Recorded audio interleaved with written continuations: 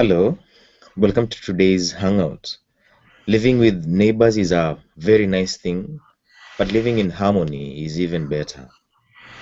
And time and again, we disagree with our neighbors. How do we get along despite different opinions and lifestyles?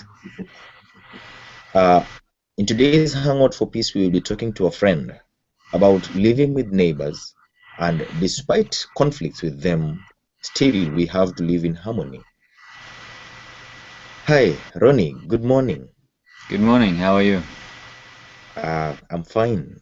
Do you have neighbors and do you live together with neighbors? Well, of course I do. I have, like everyone else, I have neighbors around me all the time. Mhm. However, I haven't got very close to, uh, like physically to my neighbors because I've been moving around a lot all my life. But that will be my physical neighbors. But according to Jesus, even the distinct among us are neighbors. Um, if you look at the example of the teacher of the law who came to Jesus and asked, um, who is my neighbor? Well, actually, he starts with saying, "What can I do to be saved?" And then Jesus um, says, "Love, love God with all your heart and all your uh, soul, and also love your neighbor as yourself." And then the teacher of the law asks, "Who is my neighbor?" And then Jesus came with this um,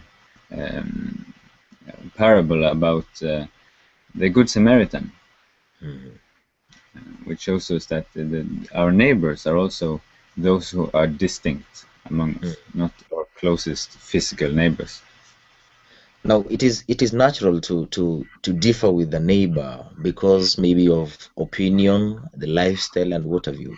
What happens if supposing we clash with a neighbor? Maybe our opinion does not concur with our neighbor's opinion. So at some point, maybe we have a conflict with the neighbor. How do we get along with the neighbor despite those differences? Well, um, it really depends on the situation. How do you get along with your neighbors? Well, in my case, I haven't had any clashes with my physical neighbors. Mm. But if if you think about the extended my extended neighbor, I have had difficulties with others, like Mm. a guy in high school that I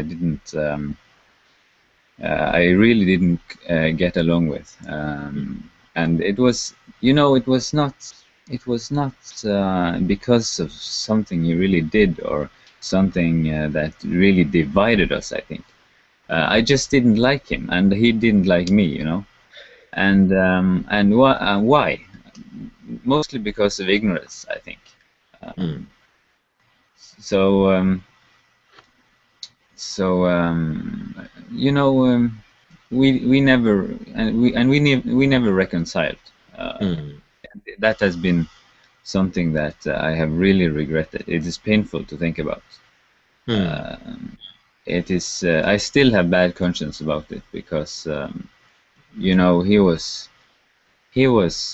his personality was very different than mine, Mm. and my personality was very different from him. So.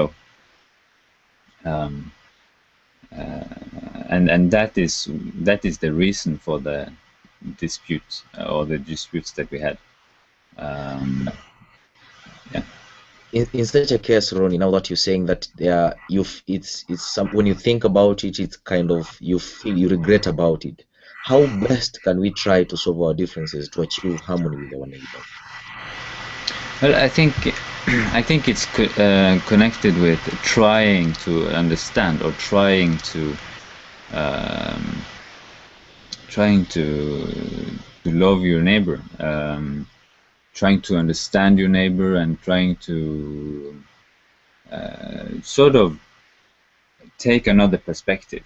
if you have some issue with your neighbor or another person that is your extended neighbor, you should try to put yourself in his or her shoes, I think. Even though it's really, really difficult, but that's what Jesus says. We should love our neighbors. Now, what can you tell people, your personal message that you can tell people about living with neighbors in order to pave way for harmony despite differences, despite dislikes and likes, which sometimes are broadly different with our neighbors? Well, it's I think it's all about trying to understand, and like if you're a Kenyan or if you're a Taita, for example, and you have a Somali neighbor, then of course you are really fundamentally different.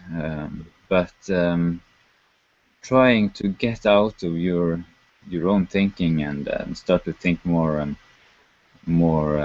from a broader perspective. Or if you're Somali and you have a Kenyan neighbor or a Taita neighbor, then learn about the other cultures. Not everything is bad.